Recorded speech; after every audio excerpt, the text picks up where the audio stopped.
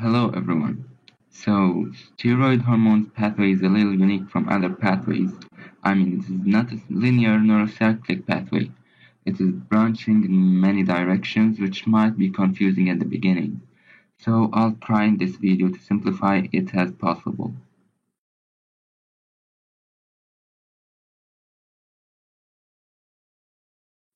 Starting with this as an overview, steroids are organic compounds with four fused rings. The parent steroid in our body is cholesterol, which can be used as it is in cell membranes or as a precursor for other steroid bile salts, and the topic of this video, steroid hormones. Synthesis of steroid hormones occurs in the adrenal cortices and six organs. These organs synthesize different steroids because different genes are being expressed, which leads to different proteins that synthesize the different products. With that as an overview, let's start with the real pathway. Starting with the adrenal cortex, corticosteroids and androgens get synthesized here. It is important to know cholesterol structure at first. Carbons 3, 11, 17, 20, 21, and 18 will get modified through the pathway. Now I know this thing is huge to memorize and these numbers are a lot, so I simplified it into this guy. Meet Mr. Cholesterol, which will help us in memorizing the enzymes' names. So focus with me and open your imagination. In this doodle or picture, whatever we wanna call, number 11 is for carbon 11, and imagine it as the Neptune Charles and Mr. The side chain is shown as a party hat that is attached to carbon 17. The top is carbon 20 attached to the rest of the side chain, which is the fluffy ball on the top, and that's carbon 21. Carbon 3 is right there and it is a broken heart. Just imagine it as a broken heart. Carbon 18 is not shown here. And keep in mind that Mr. Cholesterol has two hairs under his hat. What I mean by hairs now is bones with the hydroxyl group specifically, as we will see later.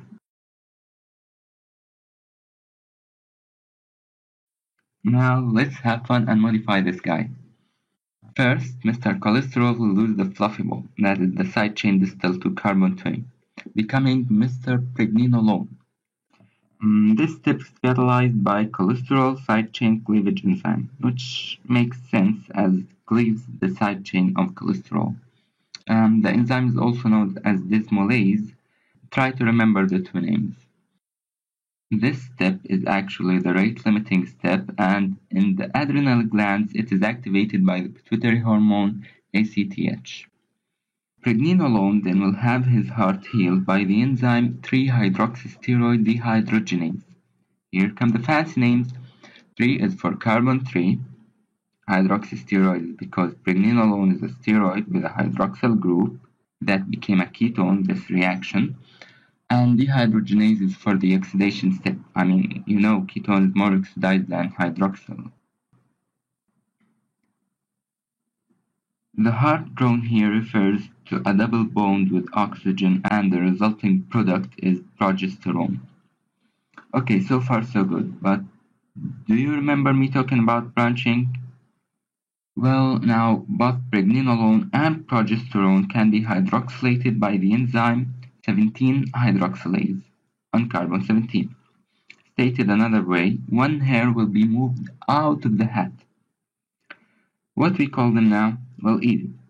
17-hydroxy, pregnenolone and progesterone. Another hydroxylation can be done by the same enzyme after lysing all the side chain. This activity of the enzyme is called 17-20 lyase. No more hats and no more hairs are exposed.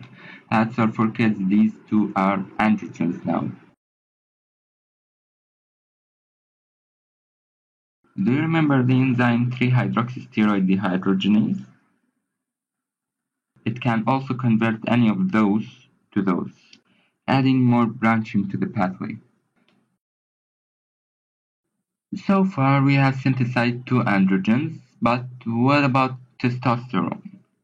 To synthesize it, androstenedione can be reduced on carbon-17 in the adrenals by 17-hydroxysteroid dehydrogenase. Notice that it has one here instead of two. These adrenal androgens are not of high significance in males since the testicles synthesize androgens in much higher concentrations. However, in females, ovaries do not synthesize androgens, so adrenal androgens are important. They stimulate the growth of pubic and axillary hair and stimulate libido. Enough talking about androgens, let's move to corticosteroids. Have a look at progesterone and 17-hydroxyprogesterone. Those kids with hats and healed hearts. They'll put a hair on the hat itself at carbon number 21. Okay, that's so dumb, and this dumb hair is added by the enzyme called, you guessed it, 21-hydroxylase. After all this playing, they'll comb their hair finally with another hydroxyl by the enzyme 11-hydroxylase. Look how memorizing that Mr. Cholesterol helps us in knowing the numbers of these hydroxylases. Okay, there are a lot of hydroxylases in this pathway. Okay, now we have corticosterone and cortisol.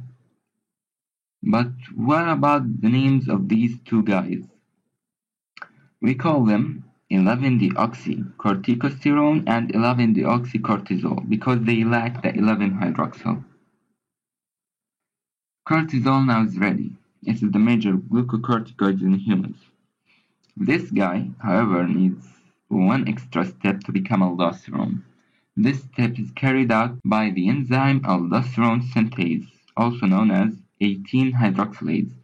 It adds a ketone group on carbon 18. And finally, we have our corticosteroids finished. Notice that the order here resembles the order of the adrenal cortex layer. Zona glomerulosa comes at first, which synthesizes aldosterone because 17-hydroxylase is not expressed here. Then zoni fasciculata and reticularis that do express 17-hydroxylase but lack aldosterone synthase synthesize androgens and glucocorticoids. Steroidogenesis is not exclusive in the adrenal cortices. Gonads also synthesize steroids. Testicles synthesize testosterone like the adrenal cortices do. 3-hydroxysteroid dehydrogenase, 17-hydroxylase and lyase, and finally 17-hydroxysteroid dehydrogenase. Testosterone then can be converted in peripheral target tissues into dihydrotestosterone, a more potent form, or back to 17-ketosteroids, which are much less potent as a form of inactivation. Also importantly in males, some testosterone can be aromatized peripherally into estradiol, which is an estrogen.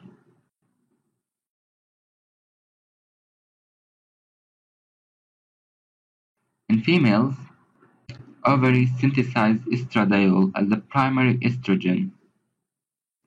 The synthetic pathway is similar to that in males, except that it can occur completely inside the ovaries.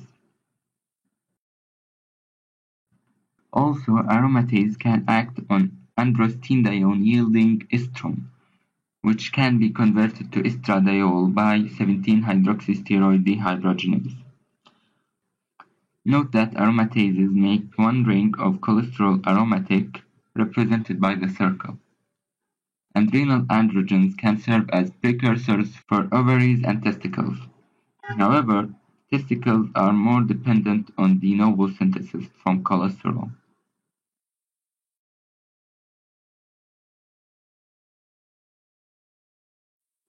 As in any metabolic pathway, there might be some enzymes deficient that lead to certain diseases. The group of diseases caused by deficiency in adrenal steroidogenic enzymes cause a decrease in cortisol and perhaps other steroids. Thus, ACTH levels will increase because of the loss of negative feedback causing a trophic effect on the adrenals, and hence the name of these abnormalities, congenital adrenal hyperplasia. Also, the enzyme deficiency leads to accumulation of the product proximal to the deficient enzyme. The most common problem is 21-hydroxylase deficiency. Let's recall. This is what I call branching box. Here is the glucocorticoid lane, here is the mineralocorticoids, and here are the androgens. Carbon 21 is at the tip of the hat, and 21-hydroxylase acts here to form the weirdly placed hair on the hat. That is, it acts on progesterone and 17-hydroxyprogesterone to turn them into 11-deoxycorticosterone and 11-deoxycortisol. When this enzyme is deficient, it will lead to a decrease in mineralocorticoids and glucocorticoids. Progesterone and 17-hydroxyprogesterone will accumulate and get shunted to 17-ketosteroid synthesis. This will lead to the symptoms associated with the function of these hormones.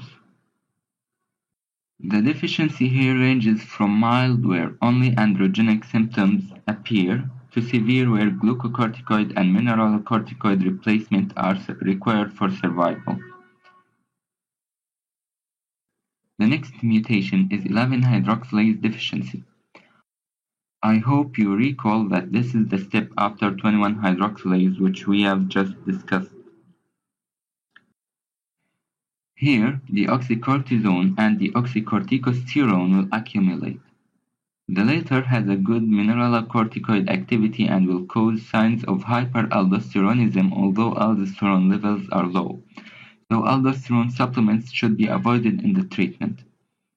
Androgens here will also be elevated as previously, and glucocorticoid replacement treatment is necessary.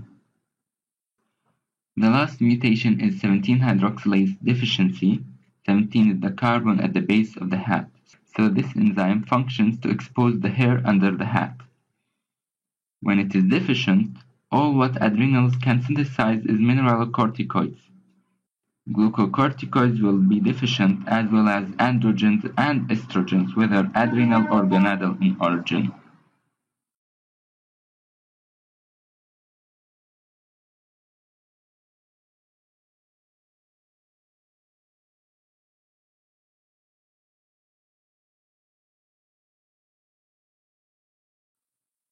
Many of the enzymes in this pathway are related to the family of cytochrome P450 enzymes.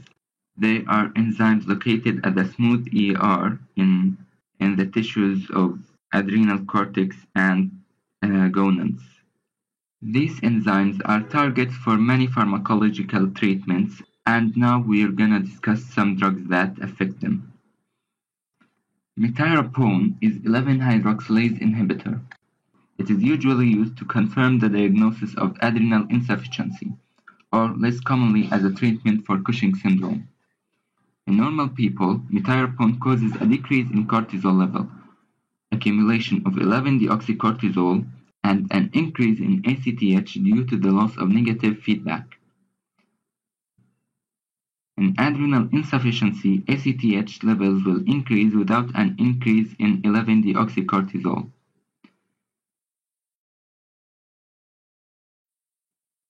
Ketoconazole is an antifungal drug that has side effects on cytochrome P450 enzymes, including 17-hydroxylase and 17-21-lyase, blocking androgen synthesis. It also inhibits 11-hydroxylase, blocking corticosteroid synthesis as well. In terms of usage, ketoconazole is more beneficial for women Cushing syndrome than men's, because it causes decreased libido and gynecomastia in men. Keep in mind that the primary treatment for Cushing syndrome is surgery, but these agents can be used as secondary treatment in pre-operative patients or as adjunctive therapy in post-operative patients awaiting response.